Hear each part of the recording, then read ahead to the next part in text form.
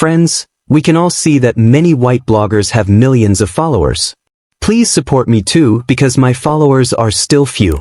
Black bloggers also deserve to be famous. My friends, let's unite and lift each other up. Please press subscribe button and like. The sun blazed down on the parched landscape of New Mexico, casting a relentless heat over the dusty hills that bordered Arizona. Ezekiel Carter, a seasoned rancher, led his flock of sheep along the familiar trail, his worn boots kicking up clouds of ochre dust. The sheep followed closely, bleating nervously, their thirst palpable. Ezekiel's heart ached for them. The drought had turned the once bountiful land into a barren wasteland. Ezekiel's family had tended this land for generations, enduring hardships and discrimination. His father had instilled in him a belief in justice, a belief that now felt like a distant memory. As he approached the creek that had always provided for his livestock, a chill ran down his spine. A makeshift barricade blocked the water's flow, redirecting it to the expansive ranch of Hank Morrison, a man known for his ruthless business practices. "Damn it," Ezekiel muttered, kneeling beside the dry creek bed. The water that had once flowed freely was now reduced to a trickle of muddy seepage. He knew that without water his livestock would perish, and his wife Maria's garden would wither away. Just as he began to approach the barricade, the rumble of an engine interrupted his thoughts. The patrol truck pulled up, dust swirling around it. Deputy Kyle Briggs, young and brash, leaned out the window with a smirk. "Good morning, Carter. This is Morrison's land now. You saw the new signs, didn't you?" Ezekiel's jaw clenched. "This is our grazing path. We have water rights documented in the courthouse. You know that." Briggs stepped out, his hand resting on his holster. "You're lucky I don't take you in for trespassing. Turn those sheep around, or I will." Ezekiel felt a surge of anger but forced himself to remain calm. "What you're doing is illegal, Kyle. See Sheriff Whitaker if you want to debate the law," Briggs replied coldly. "But I suggest you turn around before things get ugly." Maria, hidden behind the truck, recorded the confrontation on her phone, her hands trembling. She knew the truth often went unheard in their town.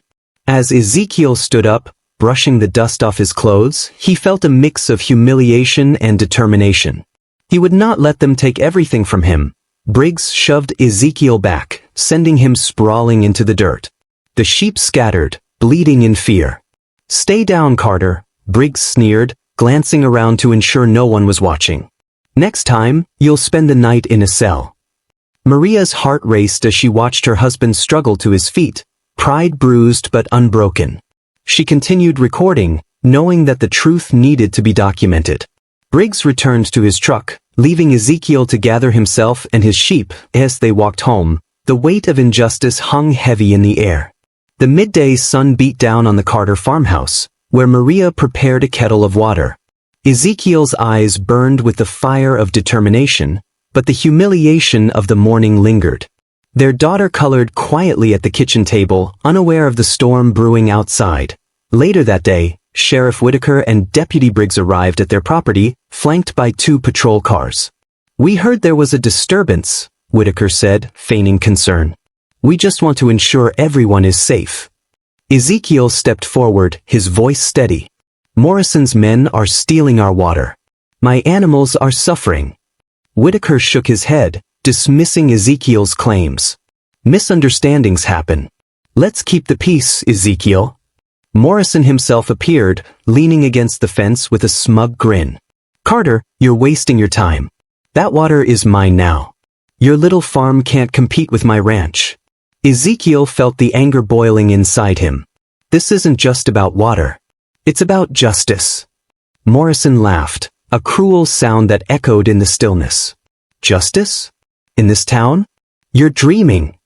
As the sheriff and his deputies backed Morrison, Ezekiel realized the fight was bigger than just him. It was about standing up against a system that favored the powerful. Maria, recording every moment, felt a surge of hope. They would not be silenced. Days turned into weeks, and the drought continued to ravage the land. But the Carters refused to back down. Maria's video of the confrontation went viral, drawing attention from local activists and reporters. The community began to rally around them, sharing their own stories of injustice. Ezekiel and Maria organized a town meeting, inviting everyone to share their experiences. The room was filled with voices, each one echoing the same sentiment. They were tired of being pushed around. The Carters' fight became a symbol of resistance, igniting a fire in the hearts of those who had long been silenced. As the movement grew, so did the threats. Ezekiel received anonymous messages warning him to back off. But he stood firm, knowing that their struggle was not just for their own rights but for the rights of all marginalized voices in their community. One fateful night, as Ezekiel patrolled the property, he discovered that the fence had been cut. Panic surged through him as he rushed to find his livestock scattered in the darkness. Just then, Deputy Briggs arrived, feigning concern. "Looks like you've got a problem, Carter." Ezekiel's heart raced. "You know this was sabotage. You have to help me." Briggs shrugged, a smirk playing on his lips. "You're responsible for your livestock. Good luck." The next morning, the county inspector arrived, not to investigate the sabotage but to issue Ezekiel a citation for failing to contain his animals. The weight of injustice pressed down on him, but he refused to let it break him. With Maria's support, they decided to take their fight to the courts. They enlisted the help of a civil rights attorney, who believed in their cause. The case garnered media attention, and soon, the Carters found themselves at the center of a larger movement for justice. As the trial approached, tensions in the community escalated. Supporters rallied outside the courthouse, demanding justice for the Carters. The courtroom was packed with people, their faces a mix of hope and determination. Ezekiel stood before the judge, his heart pounding. He spoke passionately about the injustices they had faced, the struggles of their community, and the importance of standing up for what was right. The judge listened intently, and for the first time, Ezekiel felt a glimmer of hope. The verdict came down in their favor. The dam was ordered to be dismantled, and the water rights restored to the Carters. The community erupted in cheers, a wave of relief washing over them. As the sun set over the ranch, Ezekiel knelt by the creek, water flowing freely once more. With Maria and their daughter by his side, he felt a sense of peace. They had fought for justice, and though the battle was far from over, they had taken a significant step forward. In the months that followed, the Carters became a beacon of hope for their community. They organized workshops, teaching others about their rights and the importance of standing together. The ranch transformed into a gathering place for discussions, laughter, and solidarity. Ezekiel often reflected on the journey they had taken. The fight for justice was ongoing, but they had proven that change was possible. As he watched his daughter splash in the creek, he knew that they were building a legacy of resilience and hope for future generations. But just as they began to settle into their new reality, a shadow loomed over their victory. Rumors spread that Morrison was planning a counterattack, determined to reclaim his power and silence the Carters once and for all. The community held its breath, knowing that the fight was far from over. Ezekiel gathered his supporters for an emergency meeting. The atmosphere was tense, filled with uncertainty and fear. "We've come too far to back down now," he said, his voice steady. "We must stand together, not just for our rights, but for the future of our community." As the crowd murmured in agreement, Maria stepped forward, her eyes fierce. "We have the truth on our side. We have each other. We can't let fear dictate our actions." The room erupted in applause, a renewed sense of determination filling the air. They would not let Morrison's threats intimidate them. They would fight back, not just for their water rights, but for justice and equality for all. And so, the Carters prepared for the next battle, knowing that the fight for justice was a long and arduous journey. But they were ready to face whatever challenges lay ahead, united in their cause and fueled by the hope of a better future. As they stepped out into the cool evening air, Ezekiel looked at his family and friends gathered around him. He felt a surge of pride and determination.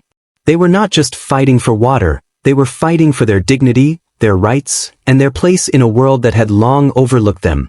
The sun dipped below the horizon, casting a golden glow over the land. Ezekiel knew that the road ahead would be difficult, but with the support of his community, he felt ready to face whatever came next. The waters of justice were flowing, and they would not be stopped. And just as they were about to embark on their next steps, A loud crash echoed from the direction of Morrison's ranch, sending a ripple of fear through the crowd. Ezekiel's heart raced as he turned to see what had happened, knowing that the fight was far from over. Do you want to know the fate of the heroes? Please post part 2. Subscribe to the channel and continue watching. Your opinion and support are important to me. Leave it in the comments. Thank you.